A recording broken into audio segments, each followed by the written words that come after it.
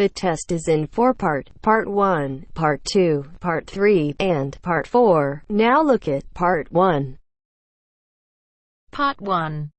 You will hear a woman asking about membership of a society. First, you have some time to look at questions 1 to 4.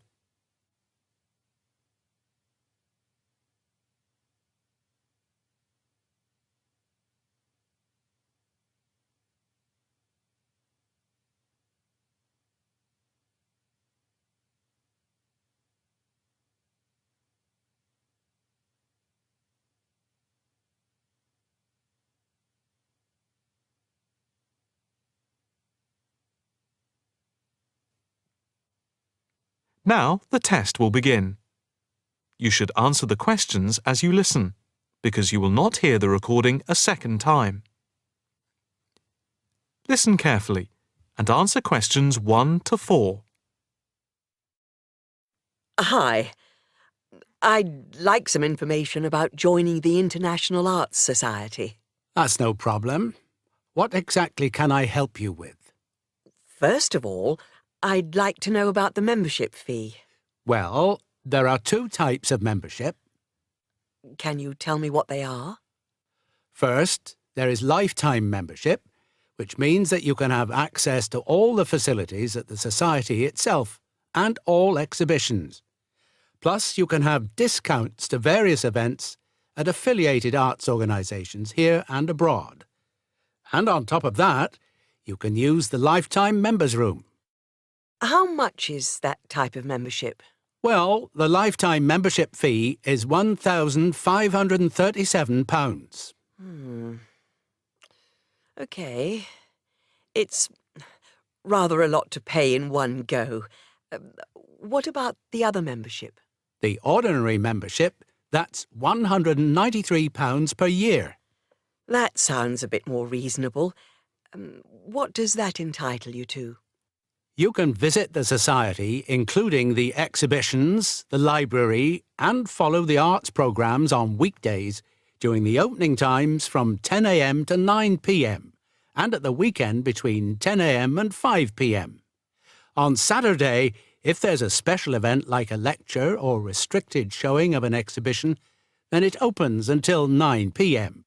So, what is the difference between this and the lifetime membership? In the long run, you save money, as you're making a one-off payment. And you have exclusive use of the lifetime members' room. OK. What arts programmes do you run? Well, the Society has a very extensive programme to cater for all tastes. There's a series of exhibition rooms for the permanent collection of paintings, watercolours and sculpture. And then there's a new exhibition area which opened at the beginning of the year. And we run a series of courses and lectures to go with the exhibitions. Can I ask about the lectures? What is scheduled for this year? The latest list is in this leaflet. Oh, yes. That looks very good.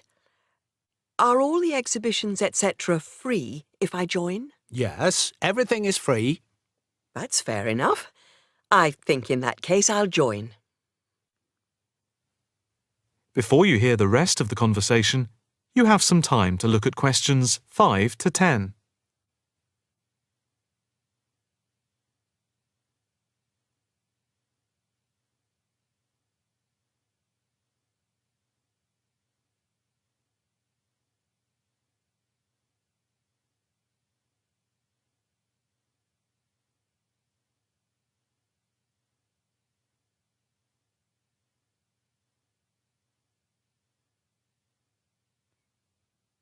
Now listen and answer questions 5 to 10.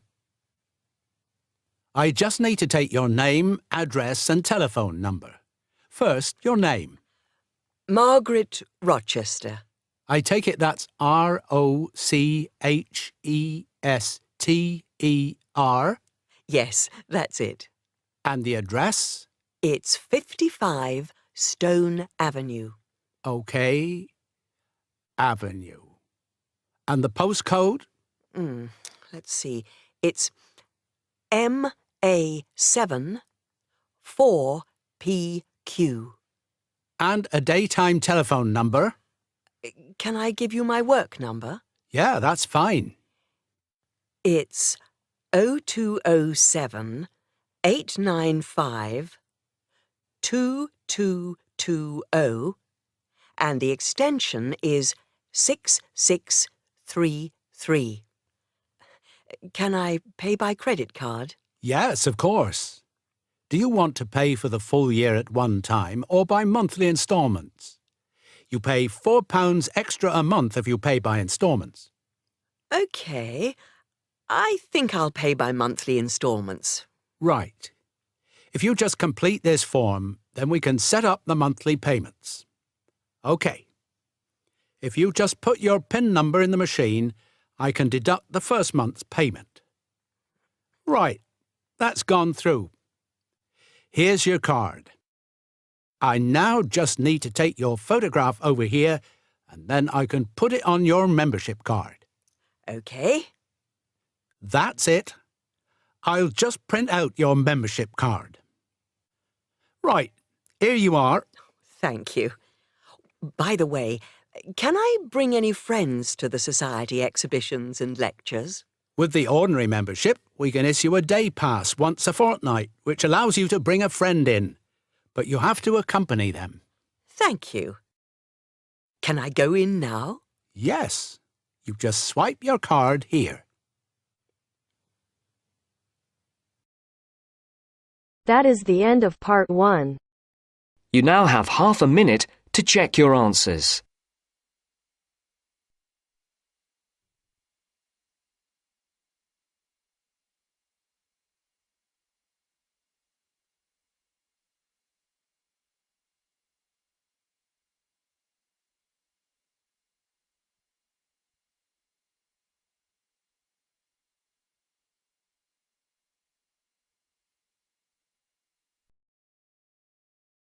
Now turns to part 2.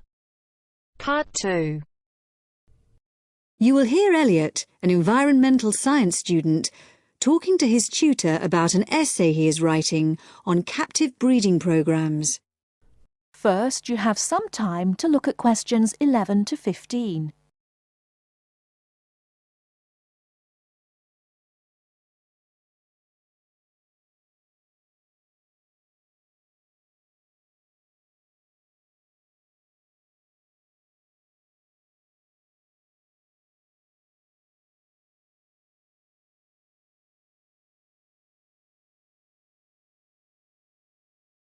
Now, listen carefully and answer questions 11 to 15. Dr. Ran? Oh, come in, Elliot.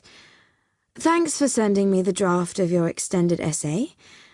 Now, you're writing about captive breeding of endangered species, aren't you? Yes. OK. Well, this isn't a bad first draft, but there are some issues I think we need to discuss. Yes. I wasn't sure if I'd done enough research before I started writing. I'd say you've got plenty here. Too much in places. Oh. You've got this very long introduction on factors threatening the survival of species now and in the future, for instance. It's interesting, but it doesn't address the main issue of this essay. Oh, I thought I needed to give supporting evidence for my ideas. Yes, but only for key ideas. You can't cover everything. You've got to focus on the area you've chosen, which is the breeding of endangered species in captivity. Now, you have lots of relevant material about that, but I think you need to look at the planning of your central section again. At present, it's all rather a jumble. Oh, you mean I need to write it all out again? Well, it's just a matter of moving the things round a bit. Your introduction needs a rethink, as I said. Why don't you just begin by saying what captive breeding is? Give a definition. That's right. Then you should make it clear which are positive points and which are negative ones. For example, you start with the fact that breeding endangered species in captivity may be the only way we have of preserving some from extinction in the years to come, which is clearly an advantage. Now, what other advantages did you mention? Well, the whole thing about zoos, that since they're the obvious places for captive breeding to take place, this could justify their role in the future. They're not just a place for people to go and stare at animals for fun. And then there's the point that captive breeding eventually allows the animals to be reintroduced to the wild again, in theory at least. Right. So, put those points together. Then the disadvantages. Well, the point that these programs are very expensive, obviously. Then thinking about the animals themselves, the psychological effects of captivity. Yes. And you also had a good section on the problem of disease for animals in captivity. But maybe you could have mentioned the poor success rate when they are eventually reintroduced into the wild. Right.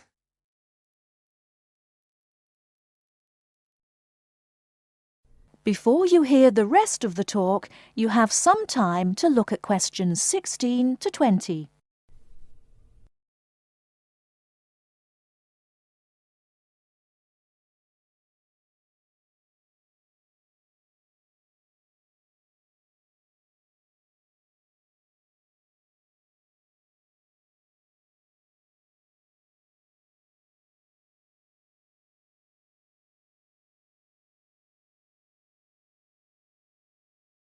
Now listen and answer questions 16 to 20. Now, your next section's on requirements for successful release of these animals into the wild. I think you need some evaluation here. Which of these requirements are more important and which are less important, according to the available data? I had some information about that, but I wasn't sure if I needed to put it in. Yes, definitely. My first point, for example, that's to do with the fact that animals bred in captivity have to be taught how to survive before they're released. All the data shows that's absolutely essential. Unfortunately, if they're just released without training, they won't know how to hunt and how to avoid predators and so on. Some articles suggest that it's necessary, actually, to provide food and shelter for the animals after they've been released, at least for the first few months. But the research suggests that this is less crucial to the successful reintegration of the animals. Right. You also mentioned the idea of providing employment for local people in the areas where the animals were being re-released, and education, so that they'll see the return of the animals into their habitats as a positive thing. Yes, that sounds important to me, but I couldn't actually find any statistics or information about it. And I'd have thought it was really important to screen the animals to be sure they were healthy before they were returned to the wild. But the figures show that actually it doesn't make much difference. That's surprising, yes. Did you get any data on the effects of acclimatization? Yes, it showed that if animals are kept on the site where they were to be released for a time in order to acclimatize, they have a far better survival rate than those released directly into the wild. Okay. Well, you've got some good information there. Have you thought at all about your final section? Well, I think I'll be looking at the whole question of habitat protection and whether in fact captive breeding is the answer, or whether we can protect endangered species within their natural habitat. That sounds fine. So, I think if you go away and make those changes, that sounds quite promising. Thank you.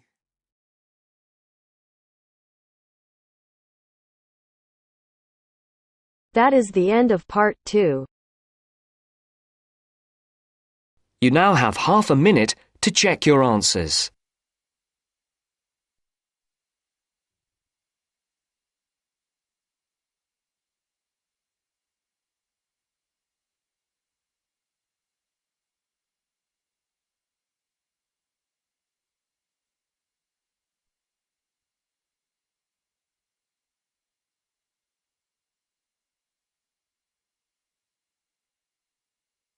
Now turns to part 3.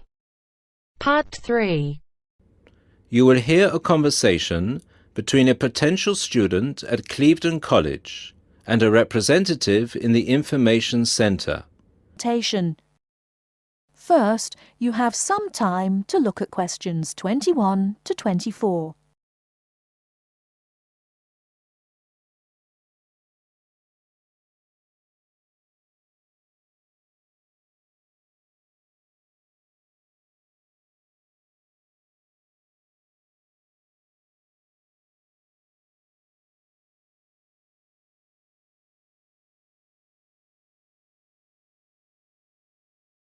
Now, listen carefully and answer questions 21 to 24.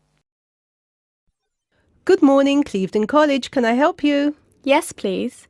I'd like some information about evening courses this term. OK. Which subjects are you interested in? 2 subjects, actually. Languages and computer skills. OK. What languages are you interested in? Actually, I'm not sure. I have to fulfill a language requirement for school, but I haven't really decided what language to study. How many language courses do you run each week? We have 2 every night, from Monday to Friday. I'm sorry, but would you mind going through the schedule for me? Which language on which days? Not at all. Monday to Wednesday are modern European languages, French, Spanish, German, Dutch and Polish. Thursday night, we offer ancient languages, Latin and ancient Greek. And on Friday, we finish off with the Asian languages of Hindi and Bengali. Monday to Wednesday, modern European. Thursday, ancient languages. And Friday, Asian. Can you spell Bengali, please? Yes, it's B-E-N-G-A-L-I. Great. And how much do the courses cost? Each course costs £25 per person per term. But if you want to do 2 language courses, there's a 10% discount, but only if you book for 2 terms. So the 10% discount is if I take 2 courses for 2 terms. Is that right? Right.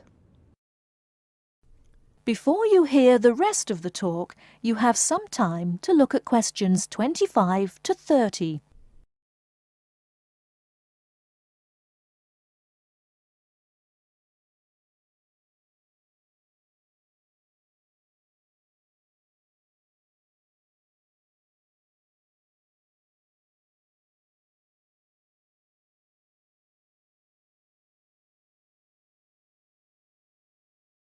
Now listen and answer questions 25 to 30. Would it be possible for me to book my classes right now? No, sorry, the computer's down. What I suggest you do is call extension 9694. Oh, no, sorry, 6994 after 6 p.m. and ask for Mrs. Johnson. I'm sorry, I didn't get that. Did you say 6994 after 6 p.m? Yes, 6994. Please ask for Mrs. Johnson. Thanks. OK. Can we now look at the computer skill courses? Yes, of course. Computer classes always start in the first week of the month. And the way it works is we offer 1 computer class for the entire month. So you might spend 1 month on databases, another month on Excel, and so on.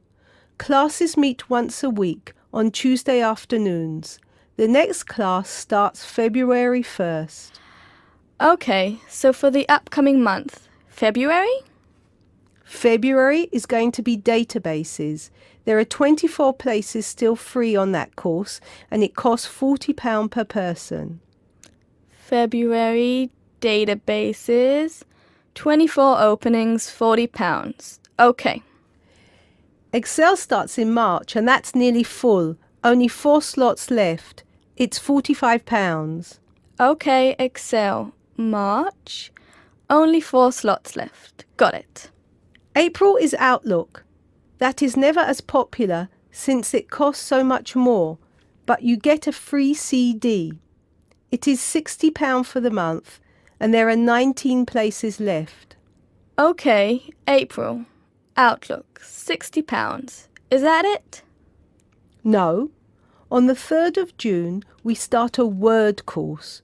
We have 16 vacancies for that at the moment.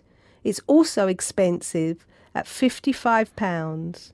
3rd of June, Word, 16 vacancies, £55. Now, do I call the same number to book a place in one of these classes? No, you have to call Mary Jones, I think. Yes, Mary Jones. Extension 9623. Sorry, could you repeat that number? Yes, extension 9623. Please call her before 6 p.m. OK, many thanks for all your help.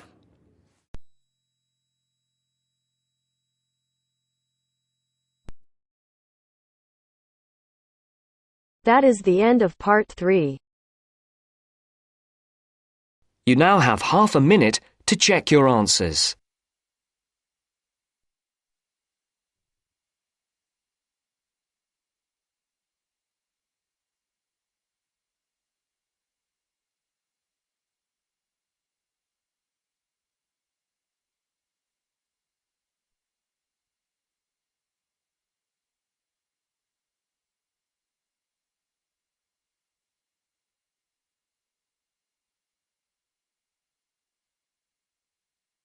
Now turns to part 4. Part 4. You will hear part of a lecture about a place called Cuba Pedy. Listen carefully and answer questions 31 to 36.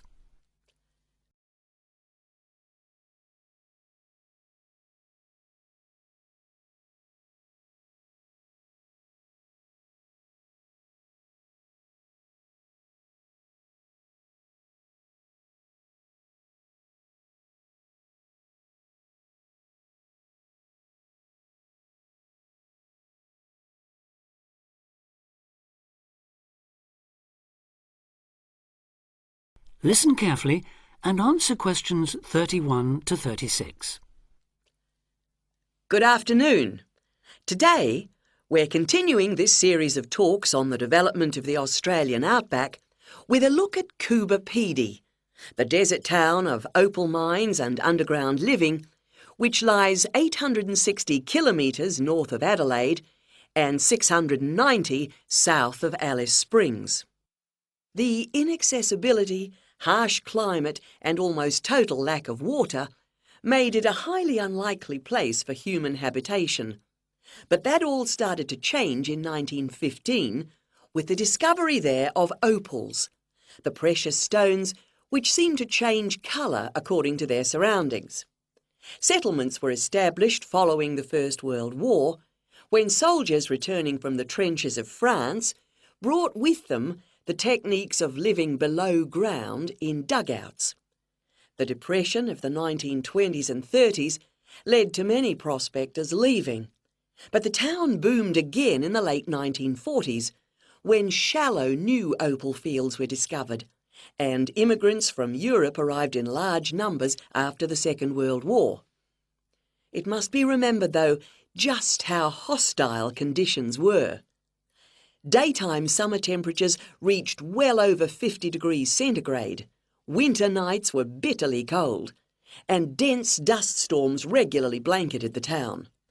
To cope with this, more and more people began living in disused mines and purpose-built subterranean houses, where the temperature remains at a comfortable 25 degrees all year round, so that eventually around 70% of the town's inhabitants had made their homes beneath the surface. This led to the construction of hotels and even churches below ground, as well as an entire underground shopping centre, the only one in the world.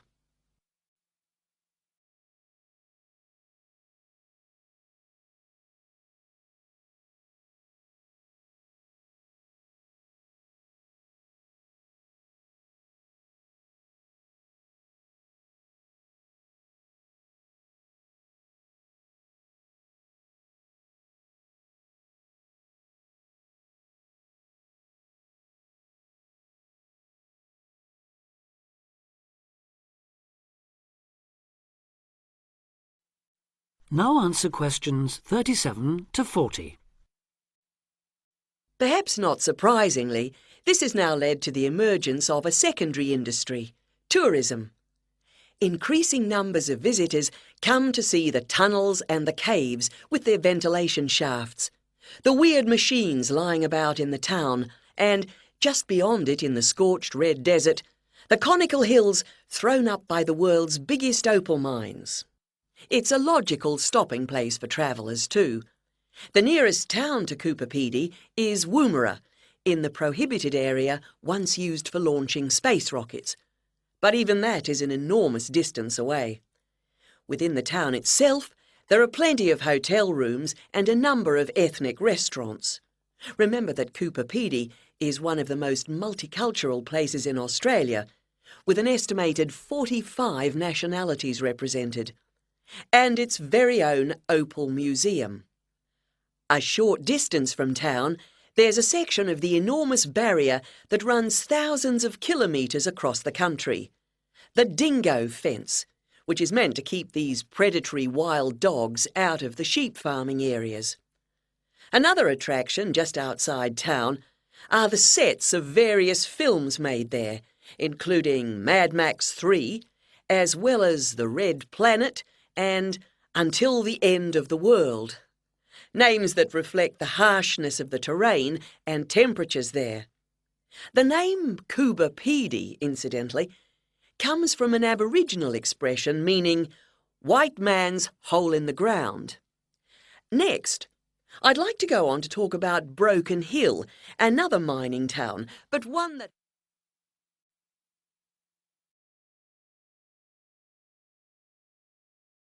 That is the end of part 4.